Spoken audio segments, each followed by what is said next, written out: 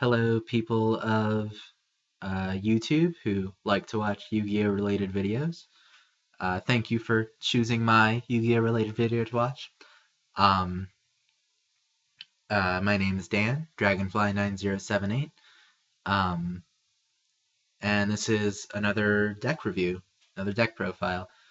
My last one was of Noble Knights, an archetype that are on the rise and pretty powerful.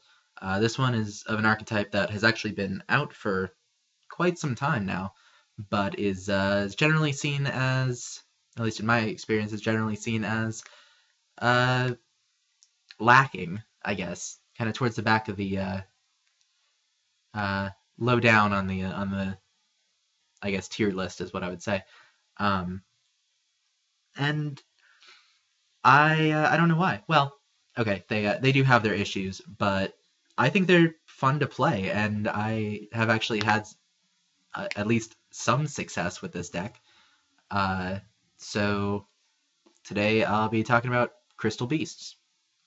Um, Crystal Beasts are an interesting archetype because all of the actual Crystal Beast monsters share the effect that when they are destroyed while they're face up, while they're destroyed and sent to the graveyard, instead of sending them to the graveyard, you can put them into your spell and trap card zone as continuous spell cards.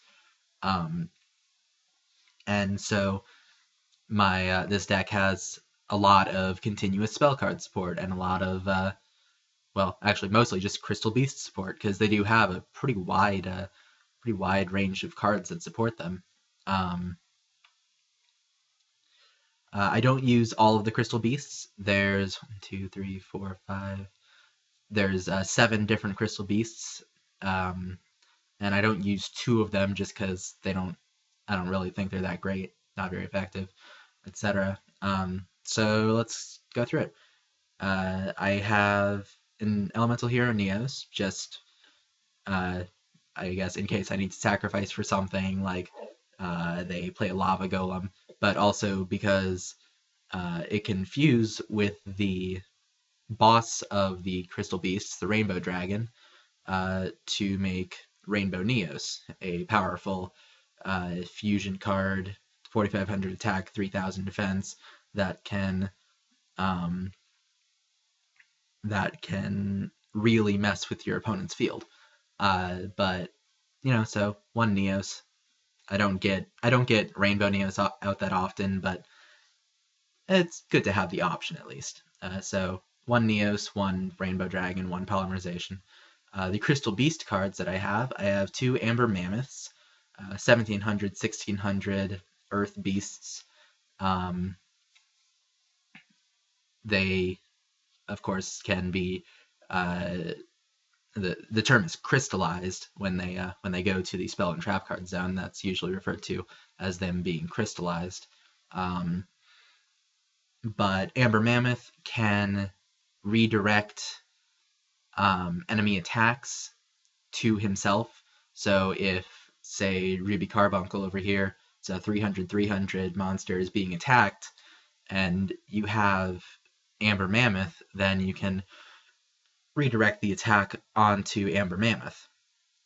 He can only redirect attacks that are going towards your other Crystal Beasts, but it can still save your life points a bit. Emerald Tortoise is a level 3 Water Aqua, 600 attack, 2,000 defense.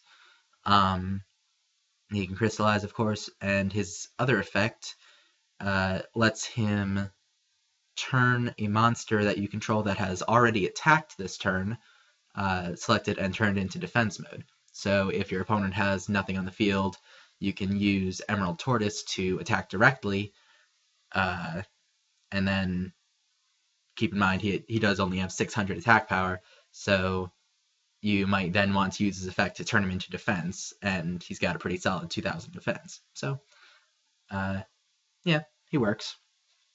I only have 1 of him because he's not exactly that useful.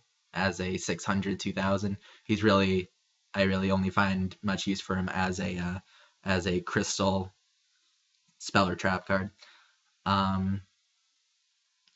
Ruby Carbuncle is one of the most important, or more important, shall we say, crystal beasts, because when Ruby is special summoned, not normal summoned, just special summoned, you can special summon as many crystal beasts as possible from your spell and trap card zone. So if you have four crystal beasts in your spell and trap card zone, and you special summon Ruby, you now have a full field of monsters.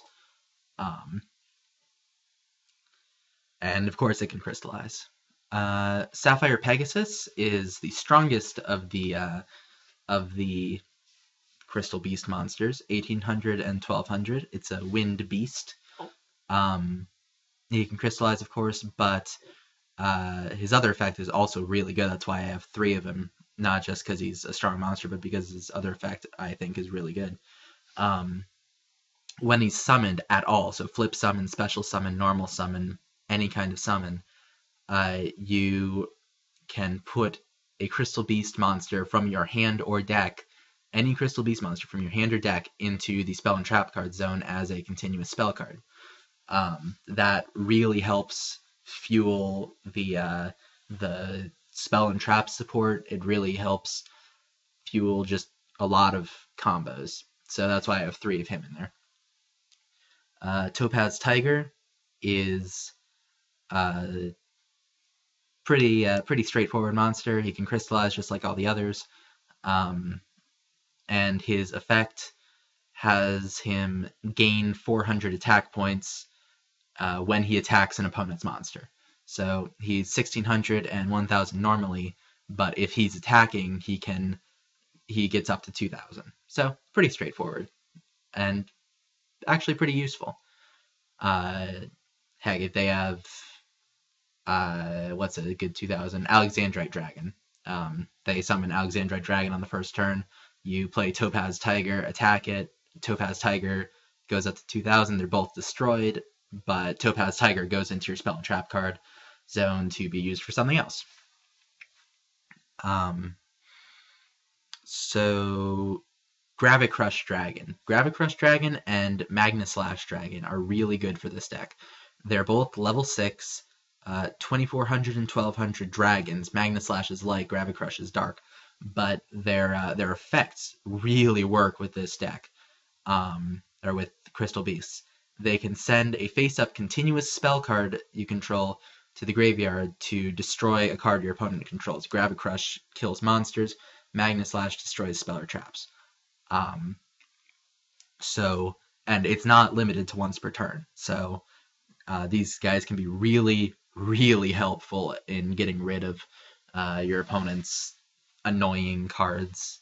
And they're pretty strong too. 2400 is definitely nothing to overlook. The other thing about this deck, there's a lot of very powerful monsters in this deck. This is like, in addition to Crystal Beast, this is like my level 10 deck, or my Malefic deck, maybe. Hamon, or Hamon, I don't know, not quite sure how to pronounce it. Lord of Striking Thunder is a powerful card. It's level 10, Light Thunder, 4000 and 4000.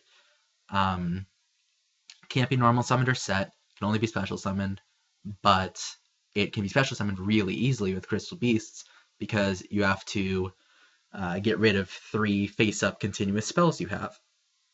You have to send them to the graveyard. It's got 2 powerful effects. When it destroys an opponent's monster by battle and sends it to the graveyard, the opponent takes 1000 points of damage. And while it's in defense mode, then it's the only monster that your opponent can attack. And with 4000 defense, they're going to have to pull something off to actually be able to attack without losing a good chunk of their life points. Malefic Cyber End Dragon. I have 3 Malefic cards in this deck. I have Malefic Cyber End, Malefic Rainbow, and Malefic Stardust. Malefic Cyber End and Malefic Stardust, you both send their respective monster from the extra deck to, well, you don't send it, you banish it. You banish, say, Cyber End Dragon from the extra deck to summon it, or you banish Stardust Dragon to summon that one. Malefic Rainbow, you banish Rainbow Dragon from either your hand or your deck to special summon that. And they can't be normal summoned or set, of course. They can only be special summoned in that way. They can only be special summoned. Well, you can only have one Malefic monster on the field at a time. Actually, there can only be one, so if your opponent has one, then you cannot play yours, and if you have one, then your opponent cannot play theirs.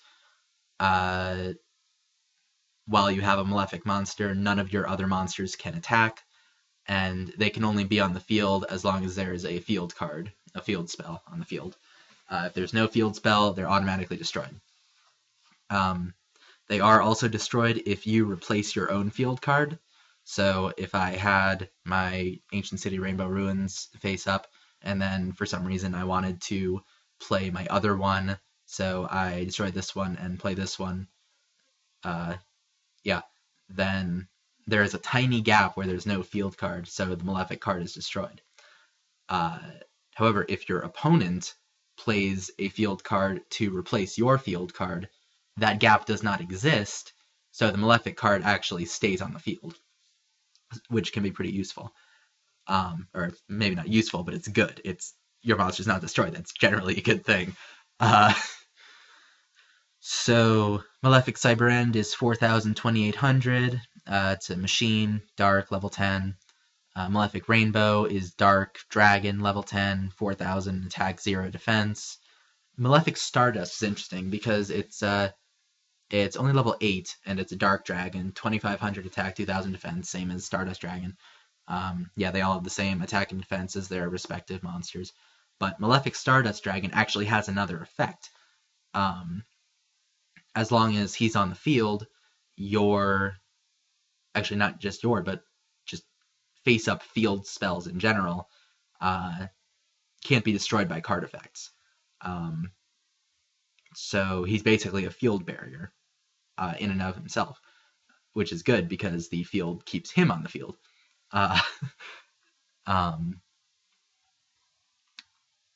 It does not stop them from being destroyed if they are replaced, because that's not an effect, that's just how the game works. But it will stop them from, or it will protect them from like Heavy Storm or Mystical Space Typhoon, etc. 2,500, 2,000. Rainbow Dragon, I can't actually summon with this deck because you have to have 7 different Crystal Beast monsters on the field or in your graveyard. So I can't actually play him, but all he really needs to be for this deck is in my hand or in my deck, so that I can either summon Malefic Rainbow Dragon or use Polymerization to grab Rainbow Neos. So he doesn't. I've never had him hit the field, but that really doesn't matter to me. The other 2 Crystal Beasts are Amethyst Cat, which is a 1,200, 400 that can attack directly. But if it does attack directly, then its battle damage is halved. So basically, it can attack directly, but you're only going to be doing 600. I don't think it's that great. And Cobalt Eagle is a 1,400, 800. And you can basically take a Crystal Beast you control, face-up Crystal Beast you control, and put it on the top of your deck. Which I'm not really sure why you would want to do that, unless it was for, I don't know, like Sapphire Pegasus to reuse its effect, because that is basically doing to yourself what Rise of the Storm Monarch does, and that always really annoyed me. So I guess using it to reuse Sapphire Pegasus could be a good way to do that, or if they have a monster that you can't beat and you need to grab Topaz Tiger or something like that. I suppose it has its uses, but it's very situational, I think. Moving on to spells and traps. I think, or at least from what I've heard, people tend to not run a lot of spells and traps in Crystal Beast decks because, you know, you want to have room for your Crystal Beast, but they have a lot of spells and traps, and a lot of them are, a lot of the spells at least, are just normal spells. So you play them and they go away. It works. The only ones that actually stay on the field that are in this deck are Ancient City Rainbow Ruins, which, you know, is a field spell, so it doesn't even count. Card Trader. Once returned during your standby phase, you can shuffle a card into your deck from your hand and then draw one, so you basically can just trade a card. That's why it's called Card Trader. Which, you know, can help. That's why it's in here. Crystal Release is an equip card that equips to one of your Crystal Beasts. That monster gains 800 attack, and then when Crystal Release is destroyed and sent to the graveyard, actually not even destroyed, when it's just sent from the field to the graveyard, then it replaces itself with a Crystal Beast as a continuous spell from your deck. So it fits in really well. Crystal Tree stays on the field. It's a continuous spell card. Every time a Crystal Beast is crystallized, it gets a counter, and then you can send it to the graveyard and crystallize Crystal Beast from your deck equal to the number of counters that were on it. So you can have it build up 5 counters, empty your spell and trap card zone by summoning, say, Hamon, and then use Crystal Tree to refill your spell and trap card zone. But going back up here to Ancient City Rainbow Ruins, Rainbow Ruins is the Crystal Beast is one of 2 actually Crystal Beast specific field cards. The other one turns them all into dark monsters. I'm not really sure. I haven't examined that card very closely. And Rainbow Ruins gains effects based on how many Crystal Beasts you have in your spell and trap card zone. As long as you have at least one, Rainbow Ruins is protected from card effects, just like if you add Stardust Dragon or Field Barrier. Malefics, Stardust Dragon, that is. If you have 2, then during either player's turn, once per turn, you can have battle damage that you take. When you have 3 or more, these are cumulative, so it's 1 or more, 2 or more, 3 or more, etc. When you have 3 or more, you can negate a spell or trap card during either player's turn by sending a Crystal Beast monster, not a Crystal Beast spell. It has to be an actual monster, by sending it to the graveyard. Unfortunately, it does say send and not destroy, so the monster you send doesn't crystallize. So you can do that to negate the activation and effect of the spell or trap card. If you have 4 or more, then during your main phase, you can draw an extra card. And if you have 5, it says 5 or more. I'm not sure why, because you can only have 5 spell cards. Then every time. Sorry about that. I seem to be going too long without actually doing anything, and it keeps timing me out. Yeah, so if you have 5 Crystal Beasts in your spell and trap card zone, then during your main phase, you can special summon one of them. So if you have 5 and one of them is Ruby Carbuncle, then you can use that effect to special summon all of your Crystal Beasts from your spell and trap card zone, which is useful. It definitely is. Told you about Card Trader. Crystal Abundance is a spell card. It's a normal spell card. you send 4 Crystal Beast cards from your Spell and Trap card to the graveyard, and then you basically nuke the field, send all the cards on the field to the graveyard. Then you can special summon Crystal Beasts from your graveyard up to the number of cards your opponent controlled that were sent to the graveyard because of Crystal Abundance.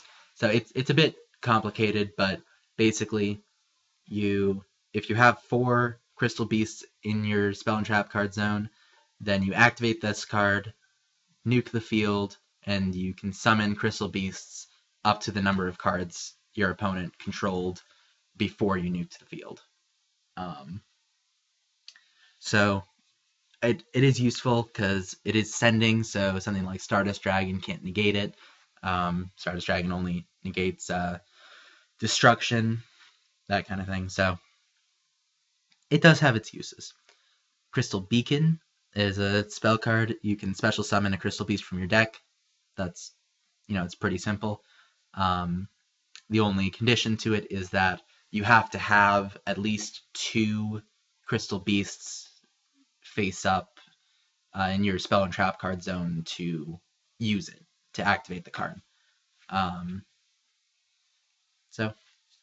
Which, is pretty easy to do with this deck, actually. Crystal Blessing takes 2 Crystal Beasts from your graveyard and puts them in your Spell and Trap card zone. So you can use Crystal Blessing to get 2, and then use Crystal Beacon. And I would probably, use Crystal Blessing to get basically any 2 in your graveyard, then use Crystal Beacon to special summon Sapphire Pegasus, and then use his effect to get a 3rd one into the Spell and Trap card zone. So they do chain together really well. They do, support each other really well. Crystal Promise, basically the same as Rainbow Runes 5 monster effect. You just special summon a Crystal Beast that's in your Spell or Trap card zone. You don't have, it doesn't matter how many you have, you just special summon one of them. Crystal Release I told you about. Gain 800 attack for a Crystal Beast when it's sent, when Crystal Release is sent to the graveyard. Then you can replace it with a crystallized monster from your deck. Crystal Tree I told you about. Double summon. You can summon again, normal summon again. Pretty simple. It does have to be a normal summon. It cannot be a set. It has to be a normal summon. Polymerization I will assume you know about. Rare value. You have, it only works if you have at least 2 Crystal Beasts in your Spell or Trap card zone. Your opponent chooses one of them to go to the graveyard, and then you draw 2 cards. So it helps speed it up a bit. Has some minor draw power. Terraforming, grab a field card from your deck. Rainbow Runes. Crystal Counter is a normal trap card. You send all the cards that are in your Spell and Trap card zone to the graveyard, and then you look in your graveyard and put as many Crystal Beasts as basically that are in your graveyard, up to 5, as many as possible. You take them and you put them into your Spell and Trap card zone as continuous spell cards. And then during the end phase, you destroy all face-up Crystal Beasts you control. So probably the best thing to do with this is have 5, have one of them be Ruby, and have this so you can summon Ruby, summon all the rest, and then when they're destroyed during the end phase, their effects kick in, and they all go back to being crystallized. So you can do it again next turn with Rainbow Runes effect. Crystal Pair. When a Crystal Beast you control is destroyed by battle and sent to the graveyard, so you have to choose to not put it in the Spell and Trap card zone. You search your deck and put and crystallize a crystal beast from there. So it's not really even much of a choice because you thin your deck and you get a crystal beast in your spell and trap card zone anyway. Plus, then you don't take any more battle damage for the rest of the turn, which is very good because you just lost a monster, and that might have been your only one. Crystal Raigeki it's a destruction card. You basically ditch one crystallized crystal beast, one that's in your spell and trap card zone, and then destroy a card your opponent has or controls. Dark Bribe, pretty simple. Gem Flash Energy.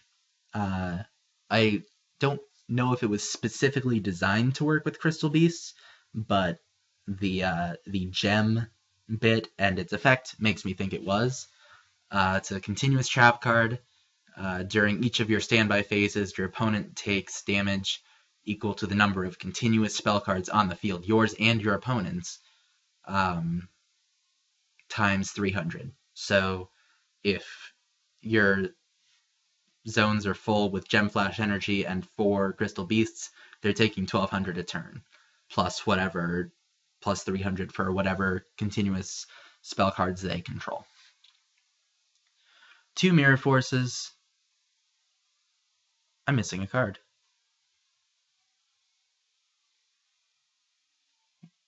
How am I missing a card? Did I just take it out, or? Huh. Ultimate Offering is pretty simple. Mirror Force is pretty simple. Rainbow Path. You send a Crystal Beast card from your spell or trap card zone to the graveyard to negate an attack, and then you can grab a Rainbow Dragon from your deck, or Rainbow Dark Dragon, although there isn't a Rainbow Dark Dragon in my deck. I had this card, Last Resort, in my deck. I'm not sure why I took it out. Maybe I replaced it with Terraforming. Yeah, probably, because Last Resort only works when your opponent attacks, and all it does is activate Rainbow Runes from your deck. And if your opponent had a face-up field spell, then it's destroyed and they draw a card. So, yeah.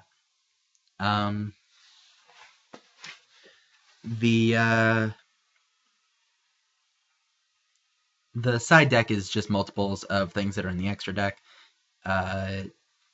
Except for Zubaba General. I have no idea why he's in there. I don't have any warriors. Oh, well, I guess I have Neos. Oh, well. But it's just general good things for mostly level 4s, a couple level 3s. Diamond Direwolf. It's a good card because all the Crystal Beasts are beasts except for Tortoise and Ruby. Yeah, just general level 4 and level 3s. Stardust Dragon and Cyber End Dragon for the Malefics. Rainbow Neos I told you about. He's special summon. He's fusion summoned, of course. Once per turn, you can either ditch a monster you control to send all the monsters that your opponent controls back to their deck and shuffled. You can send a spell or trap card you control to the graveyard and do the same thing to their spell and trap cards, or you can mill one card from your deck and then shuffle their graveyard back into their deck, which could be useful for, like, against, say, I don't know, Dark Worlds or something. Zombies, Skull Servants. All the rest is just general XYZ cards. I do have Super Dimensional Robot Galaxy Destroyer and Super Dreadnought Rail Cannon Gustav Max, the 2 rank 10 XYZ cards, because I do have level 10 monsters, and they actually do see a fair amount of play. The only one that really doesn't is Rainbow Neos and Rainbow Dragon, but it is possible for me to get Rainbow Neos, Hamon Lord of Striking Thunder, and Malefic Cyber End Dragon all on the field at the same time. And then I can put them all together for Super Dimensional Robot Galaxy Destroyer. I don't know. They can work. I mean, I'd be taking a bit of a attack point loss if I went for Gustav Max, but you know, his effect is really good, and Galaxy Destroyer's effect is really good. So I actually also like just put those in before I started recording this video. I haven't actually tried those out. So that's pretty much it. That's my Crystal Beast deck. I like it. It's fun to use, I think. And not a lot of people use Crystal Beasts, so it can be a refreshing change of pace from the endlessly played decks, I suppose. Yeah, this is hitting half an hour, so I think I'm gonna cut it off here. Hope you enjoyed the video. Hope you consider making a Crystal Beast deck, seeing how you like it. I'll might have another video up tomorrow. It'll again probably be another deck review because I still am just not quite sure about the duels.